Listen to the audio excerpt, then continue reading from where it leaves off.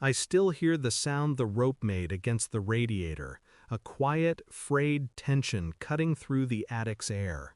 It was supposed to be a visit, a simple Sunday check-in.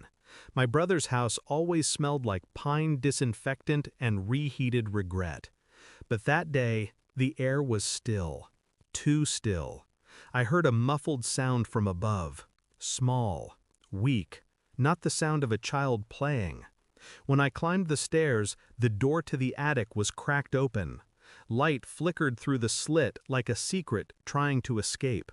And there he was, Ethan, my nephew, tied by the wrists to the radiator pipe, eyes wide, skin pale beneath the dust. He looked at me as though I were something holy. "Please, Uncle, help!"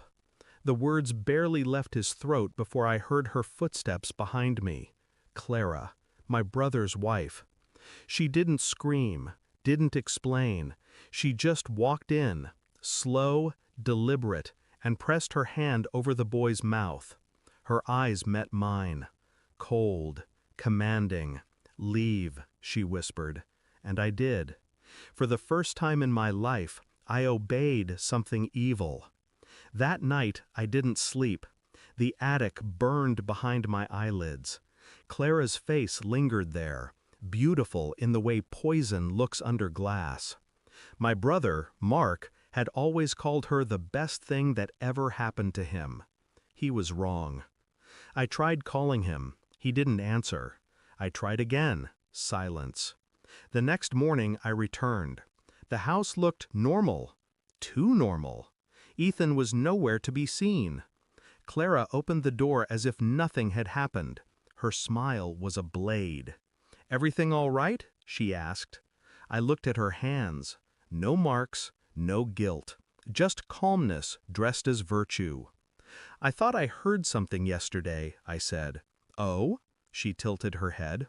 "Probably the pipes. They groan when it gets cold." The pipes! My nephew had been tied to one. When Mark finally appeared behind her, his eyes were fogged.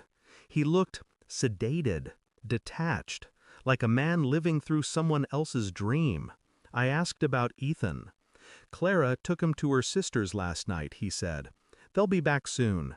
His words stumbled. His fingers shook slightly. I noticed a small red scratch on his neck. Something was wrong. Deeply wrong. And I knew, then, that I wouldn't sleep again until I understood what she'd done. I started quietly. I always do. Records, calls, little pieces of evidence that don't scream, they whisper. Ethan's school hadn't seen him in 3 weeks. Clara had told them he was homeschooled now. But there were no applications filed, no paperwork.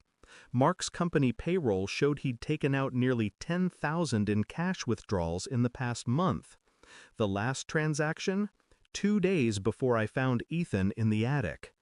I followed Clara's car one night. She drove to a private clinic near the edge of town, stayed inside for 30 minutes. I asked a favor from someone who owed me, a nurse. The clinic specialized in behavioral conditioning for minors. Ethan wasn't sick. He was being rewritten, piece by piece. When I called Mark that night, his voice cracked under something invisible. "She says he needs structure," he whispered. "She says I'm too soft." That's when I realized Clara wasn't just controlling Ethan. She had broken Mark, too. But not me. Not yet. It took 2 more weeks before the truth arrived in a plain envelope. Inside, a photo. Ethan, strapped to a bed in that clinic, eyes hollow, body restrained. Beside him, Clara, smiling. There was also a note. Behavioral compliance successful. Phase 2 complete. I didn't call. I didn't shout. I simply drove to the house and waited in the driveway until she stepped outside. She froze when she saw the envelope in my hand. "I know," I said. Her face didn't move. Only her fingers twitched. Small betrayals of the nerves she thought she'd buried. Mark came out a minute later, confusion written across his face. I handed him the photo. He looked once, then again. His mouth opened, but no sound came.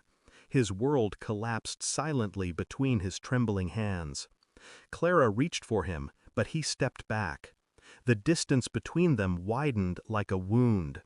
She followed me into the yard, her voice cracking for the first time. "You don't understand. He needed—" "Correction," I said quietly. "You needed control." She froze.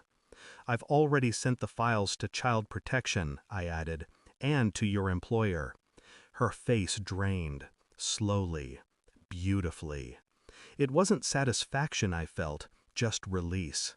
She turned to run inside, but Mark was already standing in the doorway. He didn't look at her, didn't say a word. The lock clicked behind her. They took Ethan that night. I watched from the street as he was carried out under a blanket, breathing, but silent. Mark didn't come outside. He sat in the dark, face pressed to the window, staring at the wreckage he'd once called a family. I didn't comfort him. Some truths don't need witnesses. When the police car drove away, I looked up at the attic window.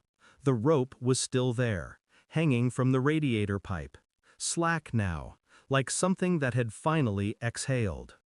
I turned and left without looking back. Because sometimes justice isn't loud. It's the sound of a door closing and never opening again. Thanks for watching. Don't forget to like, share, and comment. Subscribe now to Cheating Stories Insight World for more amazing stories.